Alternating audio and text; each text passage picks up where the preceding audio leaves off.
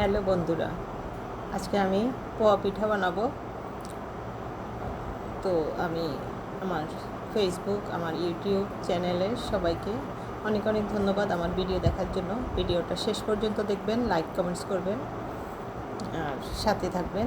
তো আমি শুরু করছি। প্রথমে আমি একটা বাটিতে আমি 3 চামচ চালের গুঁড়ি আর 2 চামচ আটা একসাথে চেলে নিয়েছি।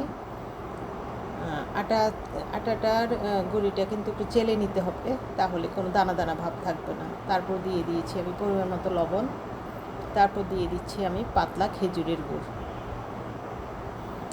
আপনারা যদি পাতলা খেজুর গুড় না থাকে আখের গুড় দিয়েও তৈরি করতে পারবেন, বা যে কোনো গুড় একটু গলিয়ে নিতে হবে, আগে তৈরি করা যাবে।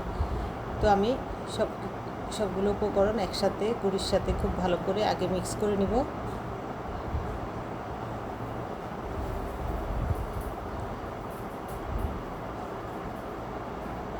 চালের গুঁড়িটা আমার শুকনা গুঁড়ি, তাই আমি ফুটানো গরম পানি দেব।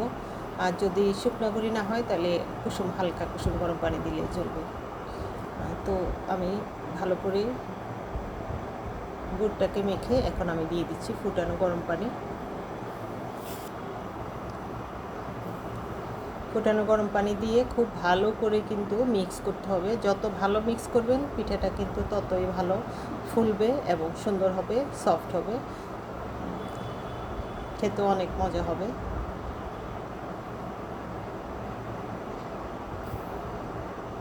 আবার আমি দিচ্ছি পানি।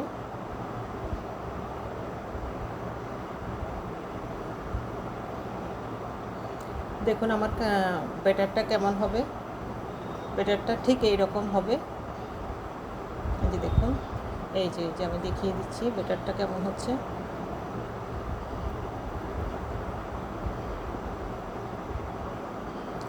ঠিক এরকম একটা ব্যাটার হবে, মোটাও না পাতলাও না, মানে ঘাড়ও না পাতলাও না, এবং খুব ভালো করে মিক্স করতে হবে। দেখুন, এই যে আমি আবারও দেখিয়ে দিচ্ছি, ব্যাটারটা ঠিক এরকম হবে।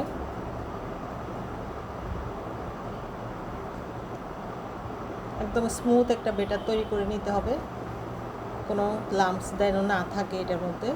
এই যে দেখুন, ব্যাটারটা আমার রেডি হয়ে গিয়েছে। এই যে উপরে নিচে করে অনেক ভালো করে ব্যাটারটাকে আপনার করে নিতে হবে। যত বেশি আপনি ব্যাটারটাকে নাড়াচাড়া করবেন তত স্মুথ হবে, পিঠাও নরম হবে।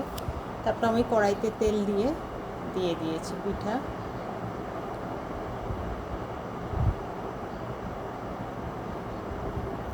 দেখুন, আমি একটা পিঠা তুলে নিয়েছি। তেলটা মিডিয়াম আঁচে চুলাটা রাখতে হবে, নাহলে কিন্তু পিঠাটা পুড়ে যাবে।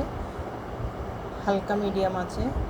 এই যে এভাবে করে আমি সবগুলো পিঠা তৈরি করে নিব।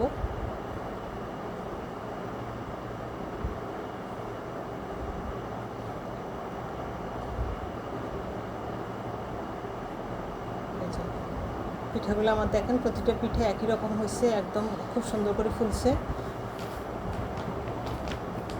যাদের এই পিঠাটা হয় না, অনেকে নাকি পিঠাটাও তৈরি করতে পারে না, তো আমার রেসিপিটা দেখে করবেন, ভালো হবে। ধন্যবাদ, ভালো থাকবেন।